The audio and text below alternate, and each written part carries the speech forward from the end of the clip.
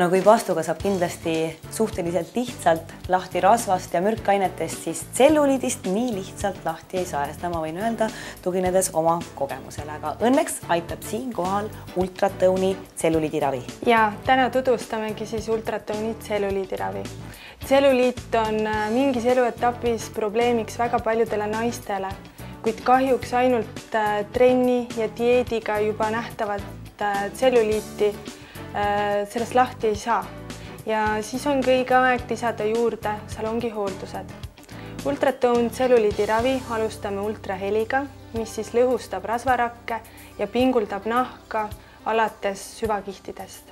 Lisaks aitab ultraheli hoolduskeeli toimeainetele sügavamale nahka tungida. Ultratone'i lihaskontraktsioonid soodustavad siis toksiinide ja lõhustanud rasva väljutamist kehast, pinguldavad nahka ja stimuleerivad hapniku juurdevoolu kudedesse ja sellega siis saavutame rohkem toonuses trimmis välimuse. Ultratone'i biostimulatsioon on maailmas ainulaadne, sest sellel on 44 erinevat faasi.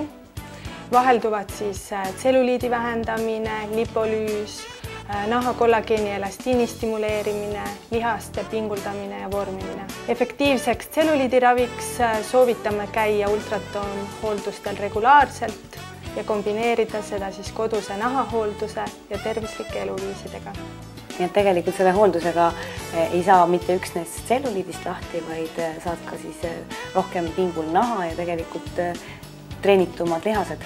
Jah, just nii on, et Ultratone'iga ongi siis võimalik saada sileda naha ja toonuses lihased. Ja lisaks Tallinnale võib ju teid leida ja protseduurile tulla veel teistesse Eesti linnadesse ka. Ja lisaks ootame ka Tartusse, Pärnusse, Viljandisse ja Rakverre.